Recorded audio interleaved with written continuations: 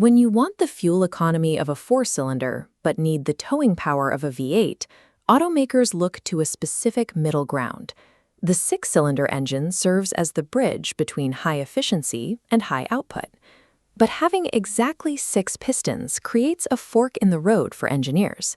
Depending on how those cylinders are arranged, you end up with two engines that have completely different mechanical identities. Arranging all six cylinders in a single straight line defined the classic British sports car.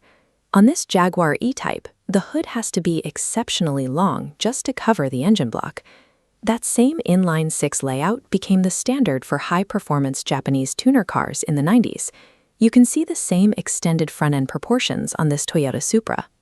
But if you split those cylinders into a V shape, the footprint changes. The V6 powered rally legends like the Lancia Stratus because it fit into a much tighter, more compact chassis. That versatility allowed manufacturers to put six-cylinder power into mid-engine supercars like the Honda NSX without sacrificing the car's small dimensions. This choice isn't about style. It is a direct response to how much space is available under the hood and how the engine handles its own internal forces. The layout dictates whether a car is front-wheel or rear-wheel drive, the size of the cabin, and the eventual repair costs. It is the most significant hidden decision in a vehicle's design. For the driver, the most noticeable difference is smoothness. What determines if an engine feels refined or if it sends a constant hum through the steering wheel?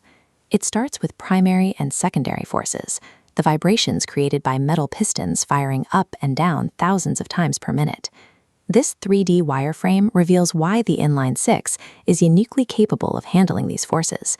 Notice how pistons 1 and 6, 2 and 5, and 3 and 4 move in exact mirrored pairs. This mirroring cancels out vertical shaking forces, resulting in a naturally balanced engine. But split that line into two angled banks, and that balance disappears. Because 3 is an odd number, the pistons can't mirror one another, creating a constant rocking motion that makes the entire block shudder. To hide this from the driver, engineers have to add heavy balancing shafts and counterweights. These components spin along with the engine, specifically to damp out those vibrations. The Inline 6 achieves its smoothness through its symmetrical arrangement, while the V6 requires these extra mechanical components to keep the cabin quiet. If the Inline 6 is naturally balanced, why has the V6 been the industry standard for the last 3 decades? This top-down view shows how the engine's footprint dictates the drive wheels. A V6 is roughly half the length of an inline engine, allowing it to be mounted sideways.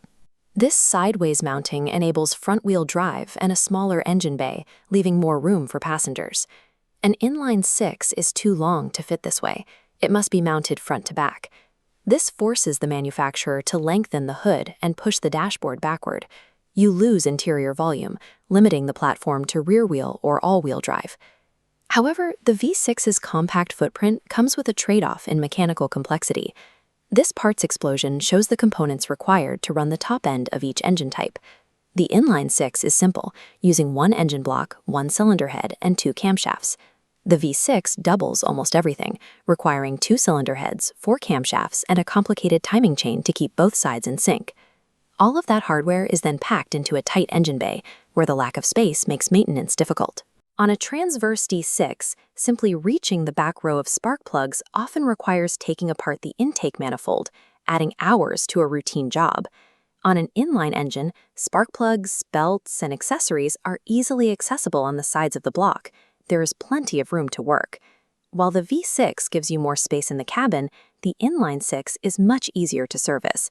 This accessibility is why it remains the preferred layout for people who do their own work. Despite those packaging hurdles, manufacturers like Mercedes and Mazda are moving away from the V6 and bringing the inline engine back. Engineers have finally found a way to deal with the Inline 6's length. They did it by integrating 48-volt electrical systems. Traditionally, an Inline 6 needed a thick assembly of belts and pulleys on the front to run things like the alternator and water pump. By switching to electric accessories, designers can remove those belts entirely. This allows them to shave inches off the engine's total length. This electric power makes the engine short enough to fit into modern engine bays that were previously designed for smaller blocks. These hybrid systems have effectively eliminated the packaging disadvantage, allowing manufacturers to return to the smooth performance of an Inline 6. If you were choosing between these two today, which one actually matches your needs? It comes down to where you place your priorities. If you need the most interior room possible, front-wheel drive traction, or a standard crossover for commuting, the V6 is the logical choice. But if you want the smoothest power delivery possible and an engine that is easy to work on yourself, you should look for an inline six. Every engine involves a trade-off. The choice is a compromise between internal mechanical balance and the external constraints of modern vehicle design.